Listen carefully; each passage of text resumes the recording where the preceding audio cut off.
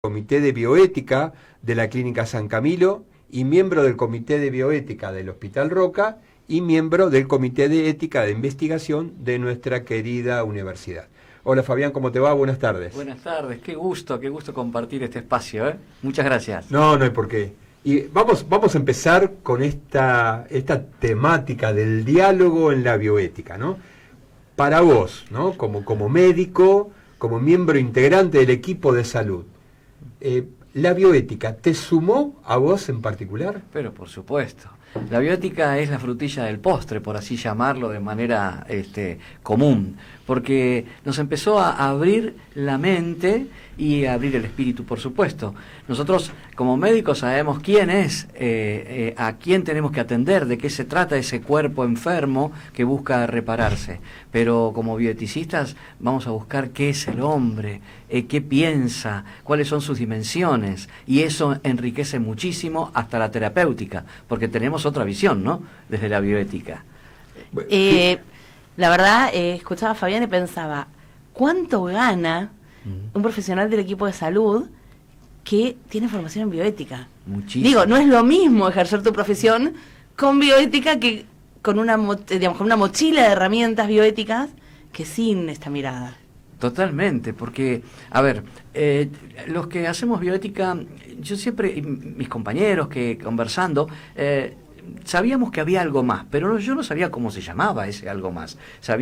Podemos hablar de la espiritualidad, pero la espiritualidad es otra dimensión más, no es la única que la bioética tiene en cuenta. Entonces se abre un abanico de posiciones, de posibilidades, donde podemos conocer a la persona humana, a esa persona que tiene muchísimas dimensiones, que está constituida por un cuerpo y por un alma. Y podemos además, a través de lo que es la antropología y la filosofía, conocer un poco más. La bioética me parece que encierra a todas esas disciplinas, tal es así por algo es lo transdisciplinar, ¿no?, que atraviesa todas las disciplinas, donde van a converger en un punto en común y a veces a diverger, dispersarse, digamos, ¿no? Pero realmente la bioética nos aporta al accionar médico el cuidado de la persona que es vulnerable, justamente de la persona enferma o de su familia. Y después todos los campos de acción que tiene la bioética. Fíjate qué interesante lo que nos estás diciendo, Fabián, de esta disciplina transdisciplinar, ¿no? Pero de todos modos, a pesar de eso, converge en un solo punto.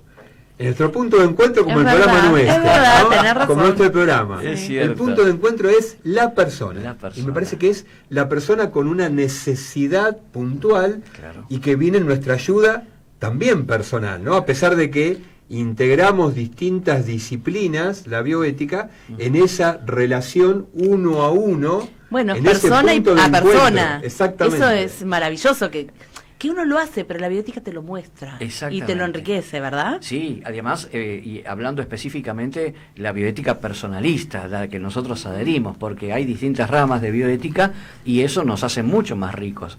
Yo me acuerdo cuando entré a trabajar a la clínica, era muy jovencito, y quien me hizo la entrevista me dijo, a ver, para usted, ¿quién es la persona más importante de la clínica? Y yo enseguida dije, el director médico.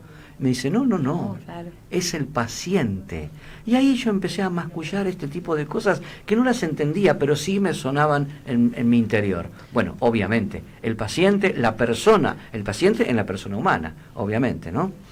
¿Y tus colegas, cuando vos ponés esta mirada, esta impronta de bioética, este pensamiento diferente, esto de abarcar al paciente en su totalidad, entendiendo que le pasan muchas cosas al mismo tiempo, no solamente en lo biológico, ¿qué dicen tus colegas?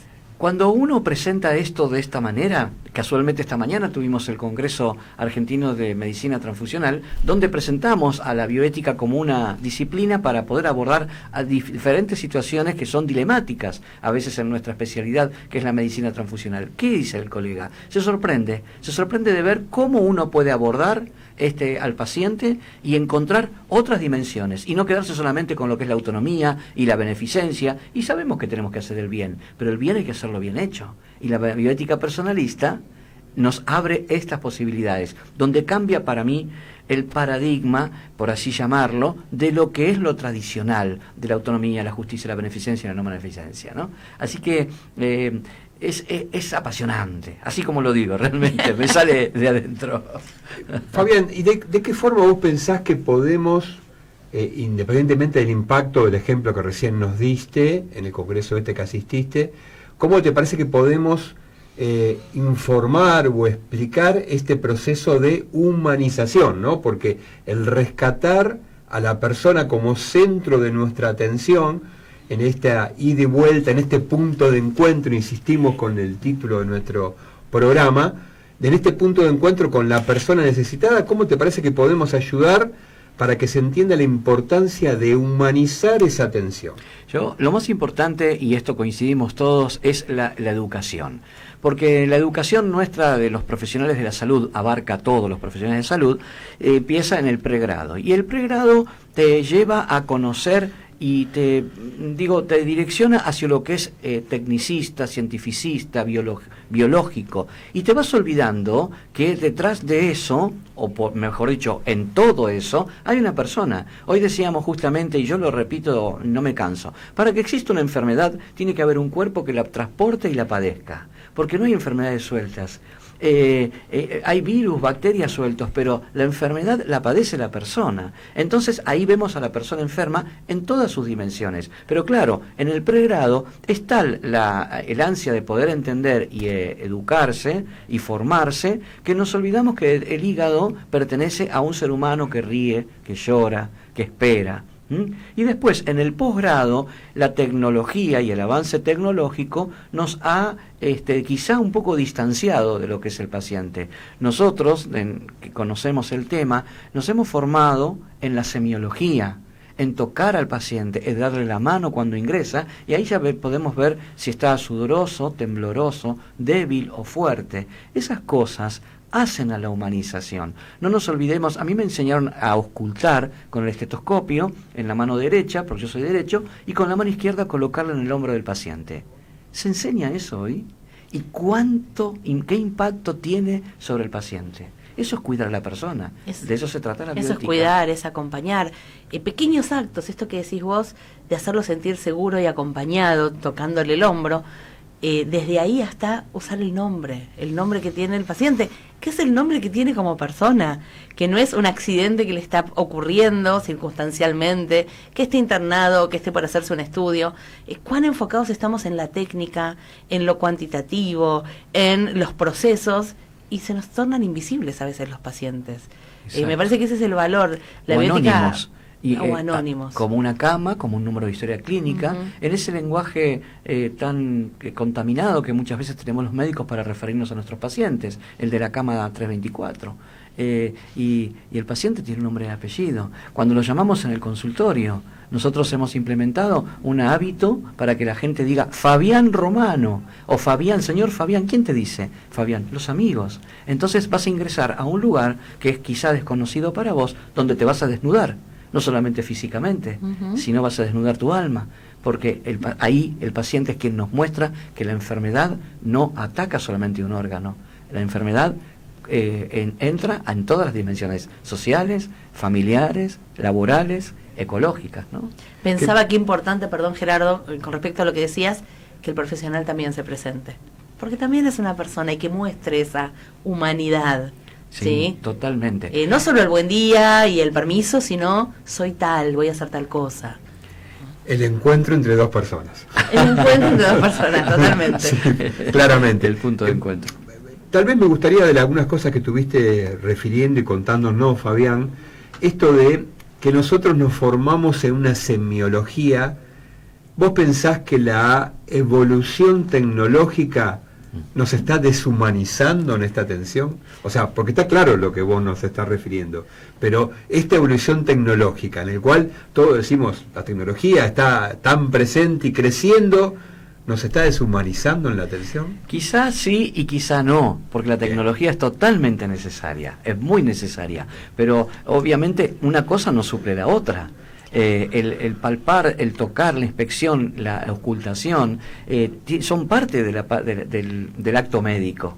También es parte de una tomografía, es parte de una ecografía. Pero claro, nosotros lo hablamos de este modo cuando estamos en la capital. Y cuando no tenemos el tomógrafo cerca, Para muchos médicos jóvenes creen que, como los muchachos jóvenes que creen que el celular existió siempre. Y el celular no existió siempre, nos comunicamos de otra manera.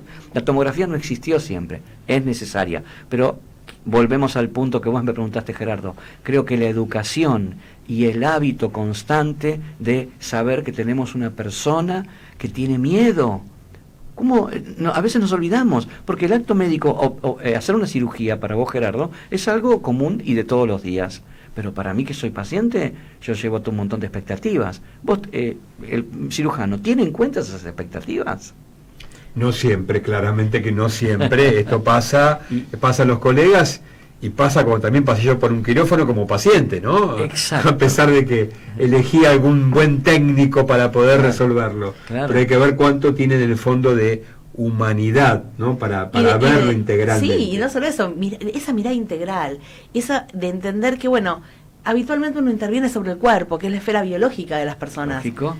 Pero el miedo que decías vos surge en otra esfera, es psíquico. Sin embargo, el paciente que tiene miedo tiene taquicardia, se ruboriza, le sudan las manos. ¿Qué pericia que hay que tener para encontrar eso? Porque hay que mirarlos. Hay que acompañar, como decías antes. Mirarlo a los ojos y oírlos y escucharlos. Oírlos y escucharlos, que no es lo mismo. ¿Y cuánto de sanador tiene, en el sentido espiritual, esto de que el otro te mira, te contiene y sabe? Y esto tiene mucho que ver la relación médico-paciente. Tenemos que volver a comenzar y a instituirlo como una entidad que es parte del acto médico. No nos podemos olvidar que la relación médico-paciente es parte, aún con aquellos médicos que no tienen asistencia casi directa o constante con el paciente. Viendo el tema que decías del efecto sanador y viendo esta idea clara de tener a la persona como centro con su realidad biológica, psicológica y espiritualidad, los puntos de sanación no van a pasar solamente por lo biológico, claro, sino que todos estos elementos que vos estás comentando y que los estás refiriendo para poder aprender un poquito más sobre la idea de humanizar un poco nuestra atención profesional, es ver estas realidades integradas de esa persona centro de nuestra atención. Entonces posiblemente se rescate y posiblemente no logremos curar la realidad biológica, pero el cuidar la realidad biológica nos va a ayudar a curar la realidad psicológica y espiritual. Totalmente, eso es muy cierto. Ayer, hablando en una clase sobre el final de vida, yo decía, y digo siempre a los de posgrado, que nosotros somos médicos aún cuando el paciente haya fallecido. Pero ¿cómo somos médicos de alguien que murió? Sí, porque somos el representante que tiene que salir de la sala, en el caso que fallezca dentro de la institución, a comunicarle a la familia que mi paciente, o que el paciente a mi cargo, ha fallecido. Soy la voz de aquel que no lo puede decir. Fíjate que es sutileza, pero cómo decirlo, y para contener a aquellos que tienen que recibir esa noticia. Claro, entonces tienen que despedirlo, tienen que iniciar un duelo. Exacto, iniciar un duelo, palabra fundamental como parte del rito. Los ritos son fundamentales, por algo existen en las religiones y en los actos comunes. Sentarse después de el varón después de la dama, por decir algo, ¿no? Pero bueno, no nos podemos olvidar que la bioética nos va a ayudar siempre. Hay que promoverla en el estudio de pregrado y en el de posgrado. Y más, por supuesto, la bioética que nosotros adherimos, que es la personalista, que es tan rica y tan amplia y tan nutritiva, podría decir. Me encantó ese término. Creo que es eso lo que hace la bioética con todos nosotros, ¿no? Nos invita a ejercer las profesiones de una manera diferente, a conectarnos diferente, no solo con los pacientes, sino con sus seres queridos que los acompañan muchas veces y con el resto del equipo de salud. Me parece que eso es lo que tiene la bioética, marca un camino distinto y muestra que se puede, que no es costoso, porque no sale nada ser amable, ser empático, estar para el otro, dedicarle el tiempo. No cuesta nada cambiar los horarios de limpieza de los espacios de internación para que los pacientes puedan descansar. Exacto. No cuesta nada bajar las alarmas sonoras cuando no las necesitamos. Esas cosas que no tienen un costo en dinero, pero ¿cuánto le cuesta al paciente cuando no las hacemos? ¿no? Qué mal que les estamos haciendo cuando no miramos todas estas cosas. Y sí. Y sin darnos cuenta hacemos ese mal, ¿no? Así que la bioética nos ayuda a todos.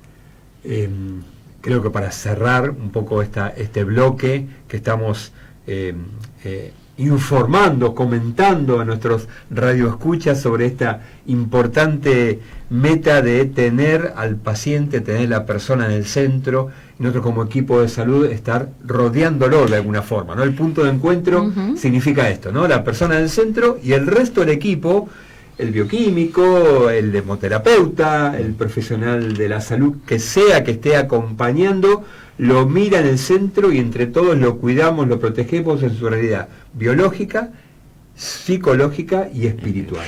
Creo que eso es muy importante para una bioética